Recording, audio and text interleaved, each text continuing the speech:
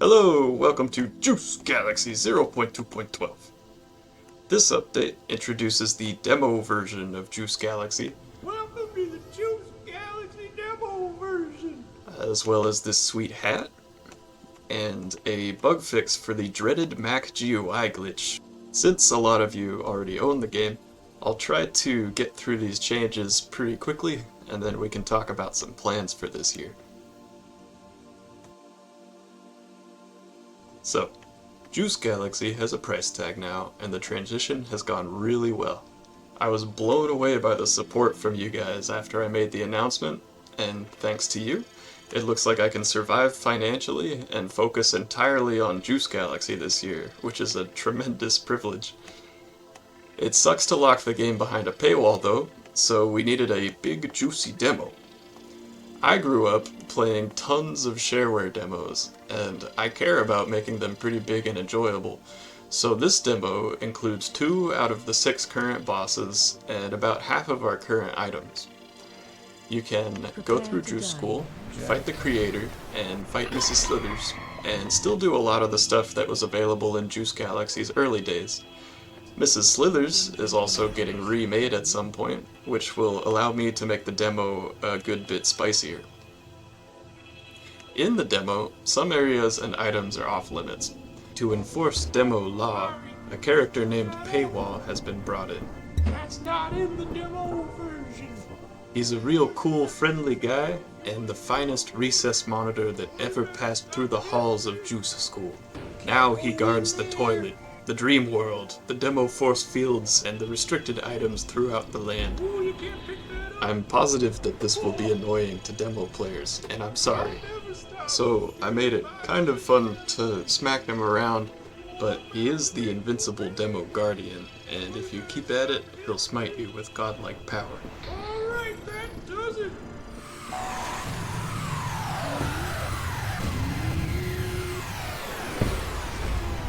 You can get your revenge on him, however, by buying the game, at which point he becomes powerless and you can beat him up whenever you want, if that's something you want to do.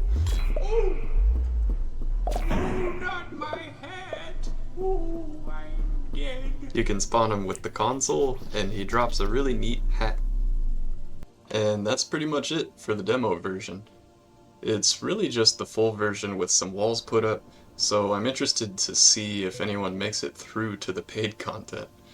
The demo will be available on the itch.io and Steam store pages for the game, and I'll keep it fairly up to date as I continue working on the main game.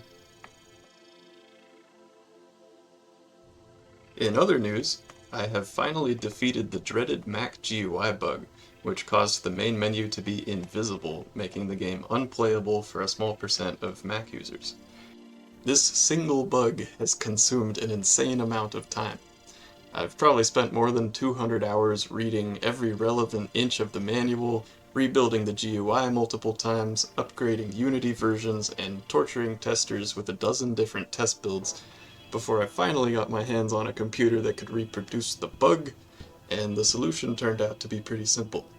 To sum it up very quickly for those of you who are interested, it seems that the Unity engine does not play well when you are using target textures on all of your cameras, which is what I do for the pixelation effect.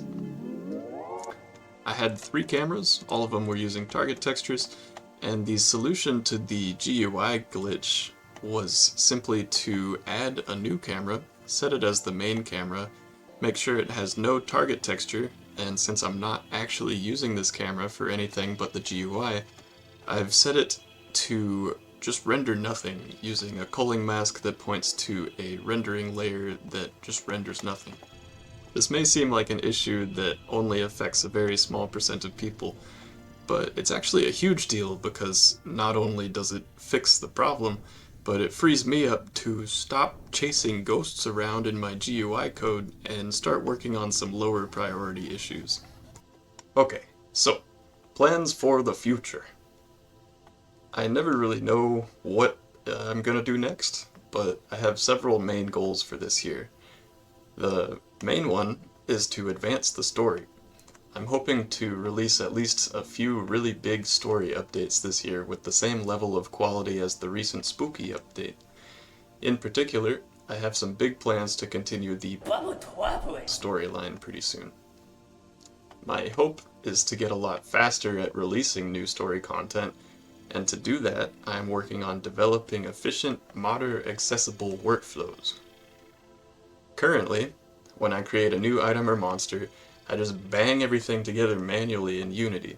This takes a lot of time, and it requires a lot of brain power to perform each step without introducing errors.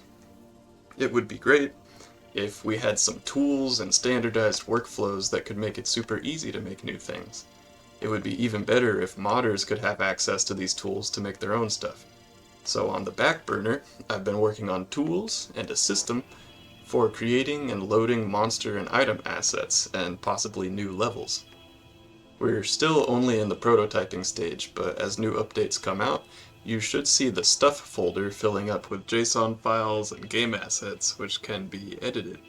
At that point, I'll start working on developing the Steam Workshop community. I'm also working on an armor system for the game, and I'm looking forward to adding some stylish new items, and really interested to see what kind of stuff modders come up with as well. My final goal can be described as just making the game better. There's a lot of polishing and rebalancing I need to do, and a lot of interesting mechanics that I want to add, such as dual wielding, speedrunning leaderboards, and some alternate game modes, like an interesting hard mode, or like a mode where you have to play as Ingot, or a mode where you can't fly. There are 1,000 things that I want to do, and as always, I welcome your guys' suggestions, and I rely on your bug reports. Whew, okay, this is already a very tall order, so I just want to say that I promised nothing, and I'll probably deliver some pretty cool stuff this year. Thank you all for playing, I hope you liked the demo, and I'll see you all next time. Goodbye.